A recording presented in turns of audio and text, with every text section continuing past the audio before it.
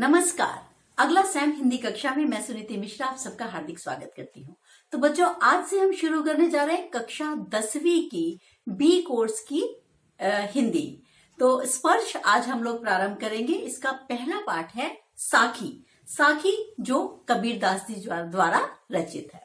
तो बच्चों, कबीरदास जी के बारे में आप ये जानते ही हैं कि कबीर एक बड़े फक्कड़, मस्त मौला और बड़े क्रांतिदर्शी कवि थे और उन्होंने सदैव आडंबरों का विरोध किया।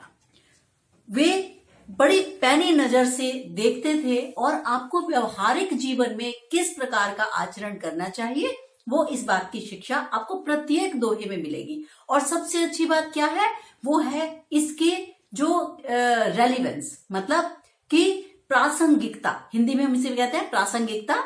तो प्रासंगिकता इनकी, कबीर के दोहों ने अपनी प्रासंगिकता को कभी भी नहीं खोया है। तो इनकी भाषा सदुक्कड़ी होती है। आपको मैं पहले भी कई बार पढ़ा चुकी हूँ, 9वीं में भी आपने पढ़ा था। तो भाषा सदुक्कड़ी है, यानी खिचड़ी भाषा का प्रयोग इसमें किया गया है। तो चलते हैं पहला दोहा, जिसमें कबीर ने क्या बताया है कि एक वाणी के विषय में, कि जो हमारी मीठी वाणी है, जो हमारा मीठा बोल है, वो हमें कहां से कहां ले जा सकता है। आप जानते हो कि जो भी कड़वा बोलने वाले होते हैं उनके साथ किस प्रकार का समाज व्यवहार करता है, और जो मीठा बोलने वाले हैं उनका समाज में क्या स्थान रहता है। तो पहला दोहा है, ऐसी वाणी बोलिए मन का आपा खोए, औरन को शीतल करे आपा शीतल होए। तो ऐसी वाणी बोलिए, यानी कबीरदास जी क्या कहते हैं, आपा क्या है, अहंकार। कहते हैं ऐसी मीठी वाणी का प्रयोग आपको सदैव अपने दैनिक जीवन में करना चाहिए कि जो आपके अहंकार को बिल्कुल मिटा दे। कैसे कि जब आप मीठी वाणी का प्रयोग करें कि उसमें आपका अहम भाव, मैं सब कुछ हूं, ऐसा नहीं होना चाहिए। तो जब आपने अपना अहंकार को त्याग कर दूसरे के समक्ष मीठी वाणी का प्रयोग करेंगे तो क्या होगा, मन के अहंकार को त्याग कर ऐसी मीठी वाणी का प्रयोग आपको करेंगे तो अपना तन शीतल करे। तो उससे क्या होगा कि न केवल तुम्हारा जो बोलने वाला है उसको सुख मिलता है, अपना तन शीतल करे, और औरन को सुख होए, और दूसरे को भी उतना ही सुख वो प्रदान करती है। कौन? आपकी मीठी वाणी। तो जब आप अहंकार त्याग कर ईश्वरीय कृपा से मीठी वाणी का प्रयोग करते हैं तो न केवल बोलने वाले के लिए वह सुखकर होता है, बल्कि सुनने वाले के लिए भी क्या होता है कि दोगुना सुखकर हो जाता है, और आपके आपसी संबंध में भी मधुरता छा जाती है। तो ये जो है मैं, यानी जो आपा है, इसको खोना ही क्या है, तभी संभव है। कब? जब आप प्रेम, करुणा और स्नेह की बोली बोला करते हैं। सदुक्कड़ी भाषा का प्रयोग हुआ है, और आप जानते हैं ये सारे क्या है, दोहा छंद का प्रयोग है। अगर आपसे कोई पूछे कि कबीर के दोहों में, कबीर में कि किस छंद का प्रयोग किया गया है, तो क्या आप बताएंगे, दोहा छंद का प्रयोग किया गया है। और वाणी बोलिए व और व की आवृत्ति से अनुप्रास अलंकार की छटा इस दोहे में है। अब चलते हैं अगले दोहे की ओर। कस्तूरी कुंडल बसे मृग ढूंढे मनमाही, ऐसे घटी घटी राम है दुनिया देखे नाही। तो कह रहे हैं कस्तूरी। कस्तूरी क्या होता है बच्चों?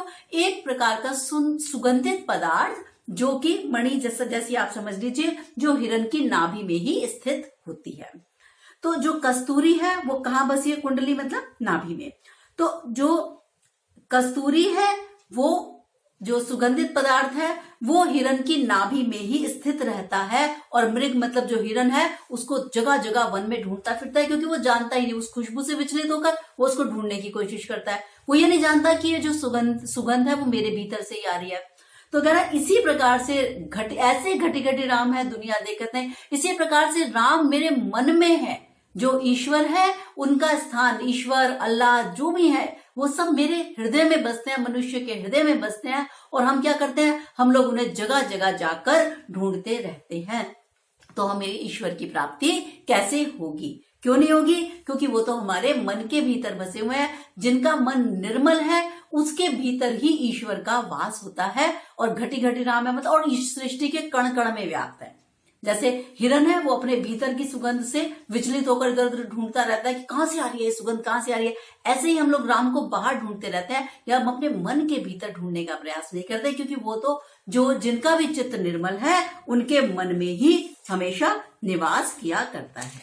ठीक है, तो यहां पर भी सदुक्कड़ी भाषा का प्रयोग किया गया है, दोहा छंद है और घटी घटी में पुनरुक्ति प्रकाश अलंकार है।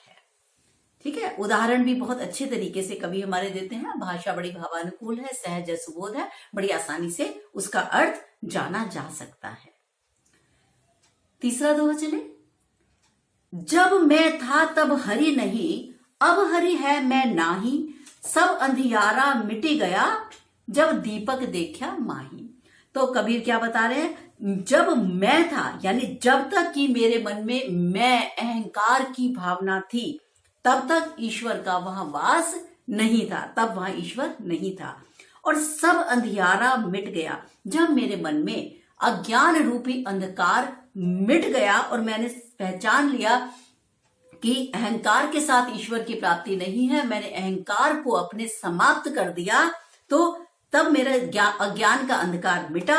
जब दीपक देखा माही, यानी जब ज्ञान रूपी दीपक में मैंने स्वयं के रूप को पहचाना, तब क्या हुआ, और मन का अज्ञान दूर हो गया, तो मन निर्मल होकर ईश्वर से अभिन्नता का अनुभव करने लगा। अभिन्नता क्या होती है कि ईश्वर और मैं अलग अलग नहीं है, अभिन्न है। भिन्न का विपरीत शब्द है अभिन्न। तो कह रहा है कि ईश्वर, जब मैंने समझ लिया कि मैं और ईश्वर अलग अलग नहीं है, अभिन्न है दोनों एक दूसरे से, ये ज्ञान मुझे जब प्राप्त हो गया, तब क्या हुआ, तब मुझे ईश्वर की प्राप्ति हो गई।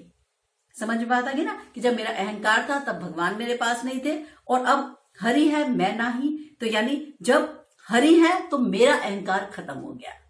फिर क्या कह रहा है, सारा अंधकार कैसे मिट गया, अज्ञान का अंधकार मिट गया और ज्ञान का उजाला हो गया।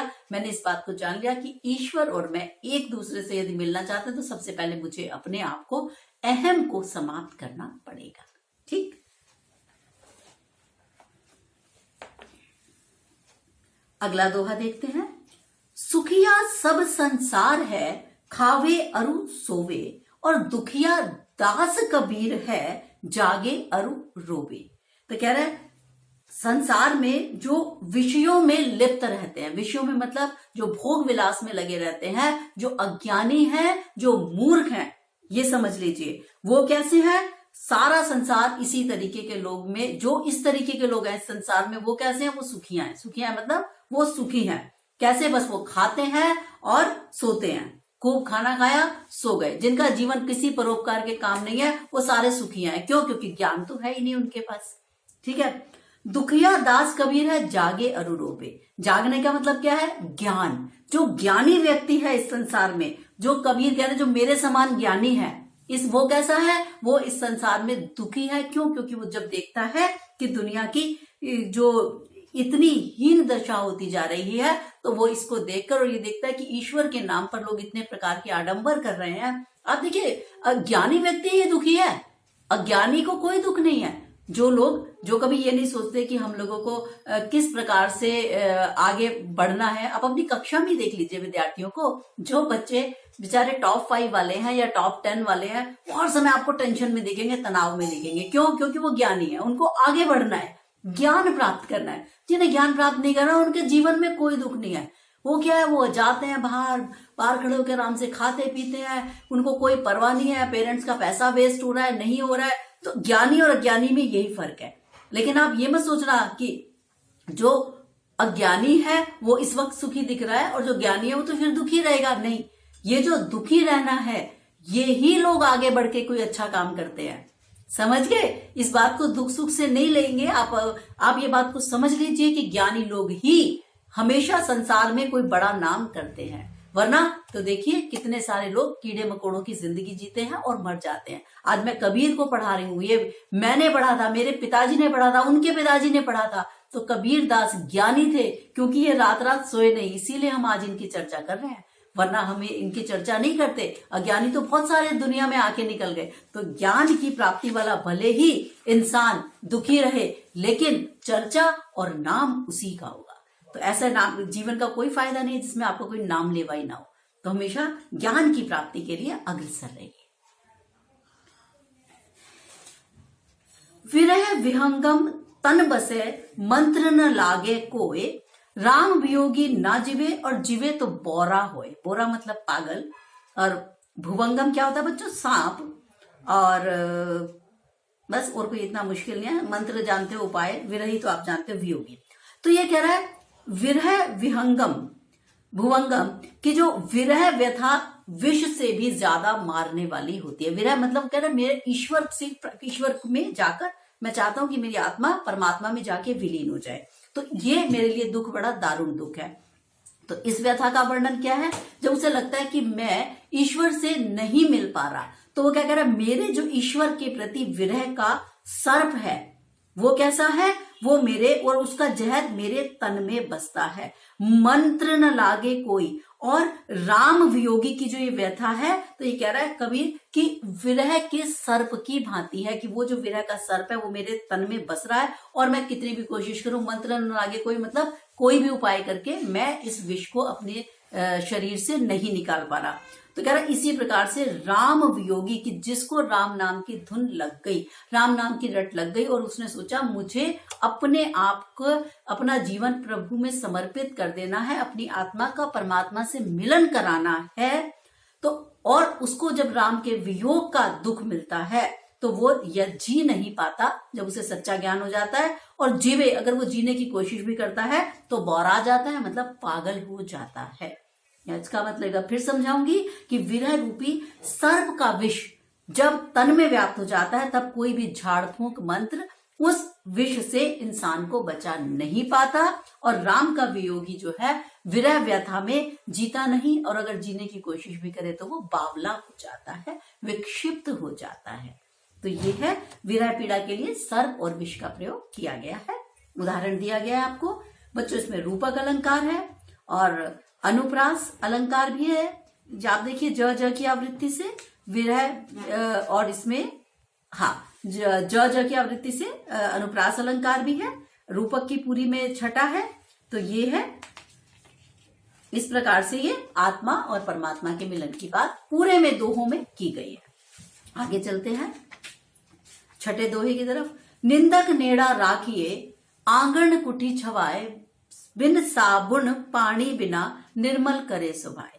ये भी बहुत अच्छा वो है कि हम लोग हमेशा क्या सोचते हैं कि जो लोग हमारी प्रशंसा करते हैं हमें सिर्फ वो लोग अच्छे लगते हैं। अगर कोई हमारी निंदा कर देता है तो हम लोग तो बड़े नाराज हो जाते हैं। आपका कोई मित्र कह दे आपसे, भाई आजकल तू पढ़ाई में ध्यान नहीं दे रहा, कोई अरे भाई तू मेरा मित्र है कि शत्रु है, तेरे कम नंबर क्यों आ गए, तुम्हें अच्छा नहीं लगता। तो कैसे, तो क्या है कि जो निंदा करने वाले हैं, यहाँ कबीर ने इसी बात के जोर दिया है कि केवल चाटुकार मतलब जो तुम्हारा सिर्फ चापलूसी में लगे रहते हैं, ऐसे ही लोगों को अपने आसपास मत रखो। निंदा करने वाले, बुराई करने वाले, तुम्हारी कमियां बताने वाले लोगों को नेड़ा राखिए, अपने पास रखिए। आंगन कुटी छवाए, बल्कि अपने आंगन में कुटिया बनाकर सबसे निकट स्थान पर बिठा दीजिए उन्हें। क्यों? क्योंकि बिन साबुन पानी बिना, क्योंकि ये ही लोग हैं जब वो तुम्हारी बुराई करें तो उनसे विचलित भी मत हो, क्योंकि यही लोग हैं जो आपके दोषों को खोजकर आपके स्वभाव को निर्मल कर देंगे। निर्मल करे स्वभाव, मतलब आपके स्वभाव को पूरा तरह से साफ सुथरा कर देंगे। यानी इनकी समालोचना, इनकी द्वारा की गई आलोचना आप अपने स्वभाव की निर्मलता के लिए साबुन पानी का काम करेगी। होता क्या है कि जब कोई हमारी कमियां बताता है तो हम बड़े सतर्क हो जाते हैं, अलर्ट हो जाते हैं, और हम उस काम को करने के लिए बड़े ध्यान से उस काम को करते हैं। ठीक है ना। अध्यापक है, वो आपकी कॉपी में लाल रंग के निशान लगाता है, क्यों? उसको मजा आ रहा है? नहीं भाई, क्यों लगा रहा है? क्योंकि वो तुम्हारी निंदा कर रहा है। निंदा किस उद्देश्य से कर रहा है? इस उद्देश्य से कर रहा है कि बच्चों दोबारा गलती मत करना। करते ना हम लोग, रेड मार्क लगाते हैं। तो निंदा करने वाला जो है वो सदैव तुम्हारा शत्रु नहीं है। इस बात को गांठ बांध के रख लीजिए। तो निंदा करने वाले व्यक्ति को अपने सबसे निकट अगर आप रखोगे तो वो आपके स्वभाव को निर्मल भी कर देगा। मतलब आपको आपकी कमियां बताकर उन कमियों को दूर करने का आप फिर प्रयास करेंगे। अगर खाली प्रशंसा करने वाले हमेशा तुम्हारे आसपास रहेंगे तो तुम सोचोगे मैं तो सर्वगुण संपन्न हूं। आप अपने आप को आगे बढ़ाने के लिए कोई प्रयास ही नहीं करेंगे। तो ये भी बड़ा इंपॉर्टेंट है, तो जरा इसको अच्छी तरह कर जाना, ठीक है। आगे चलते हैं 7वें पे। पूथी पड़ी पड़ी जग मुआ, पंडित भया न कोय, एकई अक्षर प्रीव का, पढ़े सो पंडित हुए।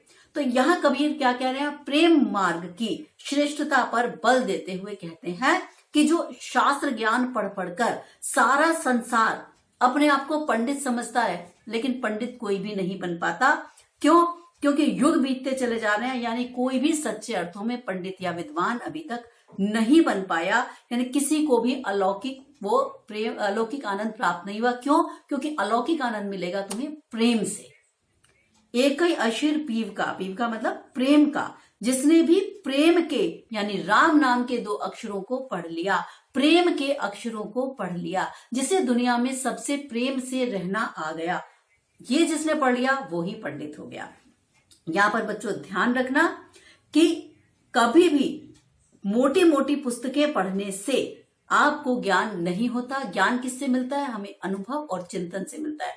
ज्ञान हमें मिलता है, हमारा व्यवहार हमें सिखाता है। इसीलिए वो कह रहा है कि प्रेम के 2 अक्षर पढ़ने बहुत जरूरी है। खाली पोथियां पढ़ के अपनी विद्वता प्रदर्शित करने से कुछ नहीं बनेगा। कबीर का काल ऐसा था जहां बहुत विद्वान आपस में शास्त्रार्थ करने में लगे रहते थे। हमेशा एक दूसरे को नीचा दिखाकर वो लोग समझते थे कि हम ज्यादा बड़े विद्वान हैं, हम ज्यादा बड़े पंडित हैं। तो ये ऐसे समाज की बात कबीर कर रहे हैं कि ऐसा मत करो भाई, प्रेम से रहोगे वो ही एक्चुअली में वास्तव में सच्चा पंडित होगा।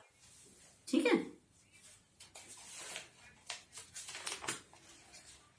अब आ जाते हैं 8वें दोहे पे। हम घर जालिया आपना, लिया मुराड़ा हाथ, अब घर जालो तास का, जग चले हमारे साथ। तो कबीरदास जी क्या कह रहे हैं कि मैंने मोह माया के इस संसार को पूरी तरह से जला दिया है। ईश्वर प्राप्ति के मार्ग में, यानी इस घर में क्या है, सांसारिक बंधन क्या है, माया और मोह, इसको भस्म करना पड़ता है। और मैंने अपने हाथ में क्या ले लिया, मुराड़ा मतलब जलती हुई लकड़ी को ले लिया है। यानी ज्ञान प्राप्ति करने के लिए, भक्ति मार्ग पर चलने के लिए मैंने काम क्रोध मोह आदि विषयों को जलाने के लिए जैसे लकड़ी हाथ में लेकर, मशाल हाथ में लेकर चल पड़ा हूं। क्योंकि मोह माया ही हमें ईश्वर प्राप्ति में बाधक तत्व है।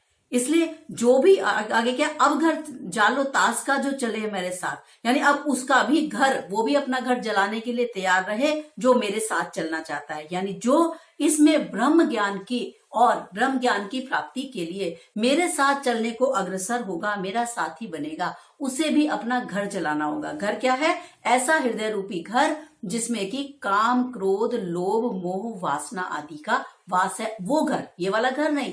ठीक है, ईंट पत्थरों वाला घर नहीं जलाना पड़ेगा, बल्कि अपने हृदय का जो घर है जिसके अंदर काम क्रोध लोभ मोह वासना है, यानी जो भी हमारे बाधक तत्व है ईश्वर की प्राप्ति में, उस घर को जलाना पड़ेगा। क्योंकि कबीर कह रहे हैं मैंने तो क्रांति की मशाल उठा ली कि मैं इन सबको खत्म करके ब्रह्म ज्ञान की तरफ चल रहा हूं। अब तुम में से किसी को चलना हो तो चलो मेरे साथ, लेकिन उस सारे घर को जलाकर, यानी हृदय में जो तुम्हारे गलत चीजें हैं उनको खत्म करके, समाप्त करके ही तुम मेरे साथ ब्रह्म ज्ञान की ओर चल सकते हो। तो ठीक है, तो मुराड़ा क्या है बच्चों? जलती हुई मशाल है जो ज्ञान और विरह का प्रतीक है। और कवि ने मुराड़े से अपना घर जला डाला। घर मैंने आपको फिर बार बार बता रही हूँ कि हृदय रूपी घर जिसमें वासनाएं हैं, उस सबको लोभ मोह घृणा को जलाने की बात की गई है। ठीक है, और उसका जो दूसरी पंक्ति में वो कह रहा है, कबीर ये कह रहे हैं कि उसका भी घर जलाना चाहते थे जो ईश्वरीय ज्ञान को प्राप्त करने में उनके साथ चलना चाहते हैं। यानी सांसारिक विषय वासनाओं को त्याग कर ही ईश्वर की प्राप्ति की जा सकती है। तो ये थे बच्चों हमारे आज कबीर के दोहे, जिनका नाम क्या रखा हुआ है? साखी। मैं बस ये बहुत बार पूछा गया है, इसलिए 1-2 प्रश्न जरूर बताना चाहूंगी। साखी का मतलब क्या होता है? साक्षी। साक्षी मतलब गवाह, सबूत के साथ मैं बात कर रहा हूं। तो कबीर ने जिन बातों को अपने अनुभव से जाना और सच पाया, उन्हें इसने क्या कि साक्षी, साक्षी नाम इसीलिए रखा, साखी नाम इसीलिए रखा कि मैं साक्षी हूं। ये ऐसे ही मैंने बात नहीं की है, ये मेरे अनुभव और चिंतन का, यानी ये सत्य का प्रतीक है। तो कबीर जो है सत्य के गाहक है, इसलिए उन्होंने कहा कि मैंने अपने इन दोहों का नाम क्या रखा है? साखी, यानी साक्षी। मैं बता रहा हूं कि बिल्कुल सच है। ठीक है, तो इसलिए इनका नाम साखी रखा गया है। बहुत बार पूछा गया है और मैंने आपको बता दिया है। निंदक वाला आप बहुत अच्छी तरीके से करके जाइएगा। निंदक नेड़े राखिए, आंगन कुटी छवाए। बाकी सभी इंपॉर्टेंट है, लेकिन पूरा इसका प्रतिपाद्य जो प्रश्न है वो भी आप अच्छे से कर जाएगा। उसमें सारे दोहों को समराइज आपको करना होता है। तो ये था हमारा पहला पार्ट। अब हम मिलेंगे आपको दूसरे पार्ट के साथ। तब तक के लिए मुझे आज्ञा दीजिए। नमस्कार।